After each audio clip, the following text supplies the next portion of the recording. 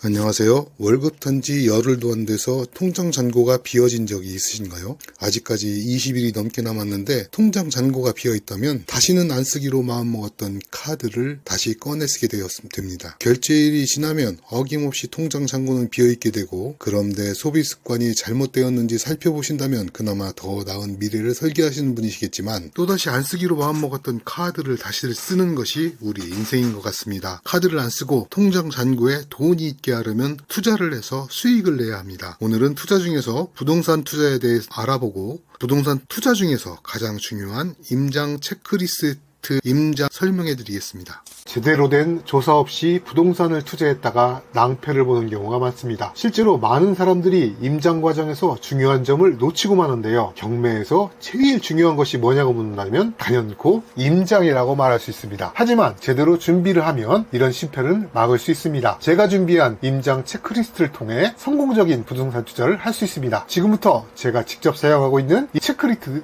공개해 드리겠습니다. 이 체크리스트 하나면 실패 없는 부동산 투자가 가능합니다. 끝까지 함께 하셔서 부동산 투자에 성공하는 비결을 알아가세요. 제 채널이 아직 작아서 좋은 정보를 다시 찾기가 어려우실 것입니다. 구독과 좋아요, 댓글을 남겨주시면 더 좋은 정보로 여러분께 제공해 드리겠습니다. 부동산 경매 현장 체크리스트 주거용 부동산 아파트 빌라 오피스텔용으로 제작하였습니다. 제가 말씀드리는 것은 투자의 참고용으로만 해주십시오.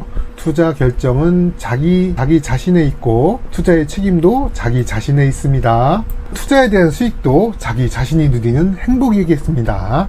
부동산 임장을 하실 때는 먼저 그 동네를 한 바퀴 돌아보십시오. 인터넷으로 이미 로드뷰나 항공사진들을 보셨다 하더라도 걸으면서 보는 동네 분위기는 사뭇 다름을 느낄 수 있습니다. 그리고 나의 물건에서 지하철역이나 전철역은 걸어서 얼마나 되는지, 버스 정류장은 얼마나 되는지, 버스는 시내버스나 마을버스가 다니는지, 광역버스가 다닌다면 노선은 어디인지 꼼꼼히 살펴봐야 합니다. 또한 대형 할인마트, 마트, 편의점, 시장 등 집 근처에 있는지, 초중고등학교가 가까이 있는지 없는지, 근처에 학원가가 형성되어 있는지, 내가 이 집에 들어가서 살아야겠다는 마음으로 임장을 하시면 실패가 없으실 것입니다.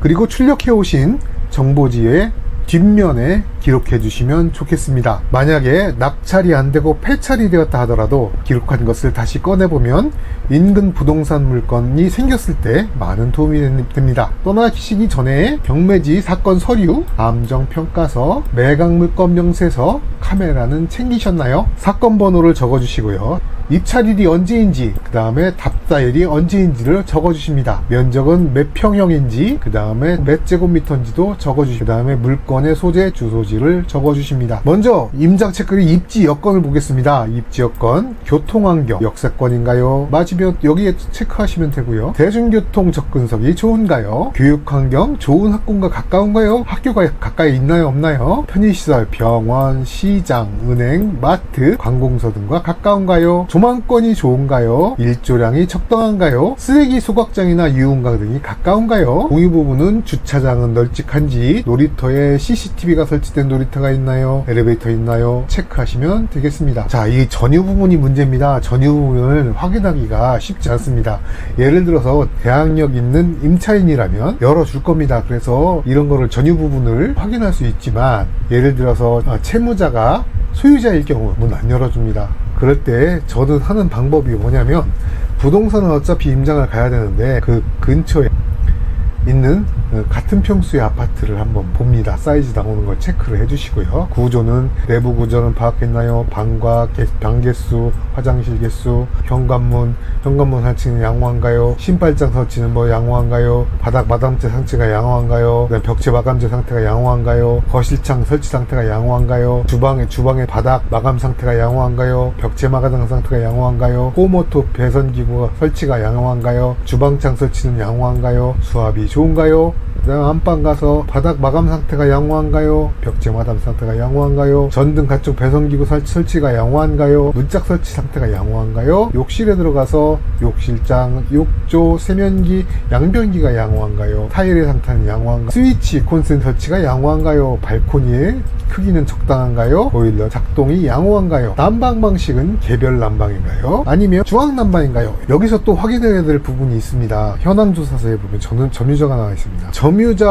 현재 조사된 점유자가 다를 경우에, 이런 경우에 쉽지 않습니다. 그래서 점유자가 누구인지 파악을 하는 게 중요한데요. 제 노하우를 알려드리면 일단 가시면 현황조사서에 같은 이름이 있으면 아직도 점유할 확률이 높다고 보시면 됩니다. 그러니까 우편함도 한번 살펴보시기 바랍니다. 그리고 또 한 가지 체크하는 방법은 뭐냐면, 겉에서 봤을 때 샤시 상태가 깨끗하고 다른 집하고 바뀌어있다 그렇게 하면 인테리어 상태가 양호하다고 보시면 됩니다. 왜냐면 샤시가 제일 비싸기 때문에, 그러면 인테리어가 양호하다고 보시면 좋겠습니다. 다음에 시장조사를 해야 됩니다. 시장조사는 제가 말씀드렸다시피 세 군데는 해봐야 됩니다. 요게 매매가는 얼마예요? 금매가는 얼마예요? 그 다음에 전세 임대가는 얼마예요? 월세 임대가는 얼마예요? 그건 보증금 얼마에 월 얼마가 있을 것입니다. 이거를 그 다음에 공인중개사 연락처에서 여기다 꼭 적어놓으십시오. 그 다음에 두 번째도 똑같이 물어봅니다. 세 번째도 똑같이 물어봐서 여기에 체크를 해둡니다. 그 다음에 마지막으로 들릴 곳 관리사무소 꼭 들려야 됩니다.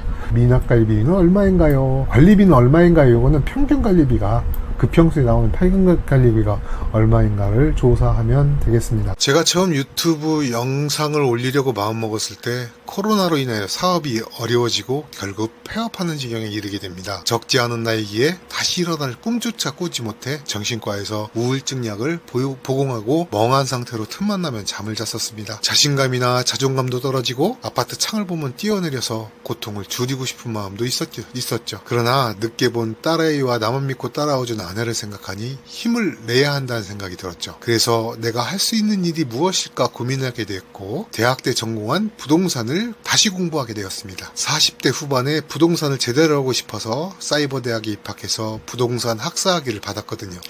주경야고독으로 정말 독하게 공부했습니다. 덕분에 부동산 관리사, 부동산 경매사, 부동산 개발 전문 인력의 세 과정을 수료하게 되었고, 부동산 권리분석사 1급, 부동산 입찰 전문가 1급, 부동산 정보분석사 1급의 자격증도 보유하게 되었습니다. 현장 경험도 있어 부동산 경매 파트에 최적화를 만들고 있습니다. 지금까지 쉽게 가르쳐드리는 부동산 임장 체크리스트에 대해서 말씀드렸습니다. 앞에서 보신 체크리스트는 경매 공부에 빠져라라는 책에 발췌되었음을 알려드립니다. 막상 이 체크리스트로 임장해보니 자세하게 편안한 임장이었습니다. 지금까지 부동산 임장 체크리스트에 대해서 알아보았습니다. 체크리스트가 필요하신 분은 고정 댓글에 링크를 걸어두었습니다.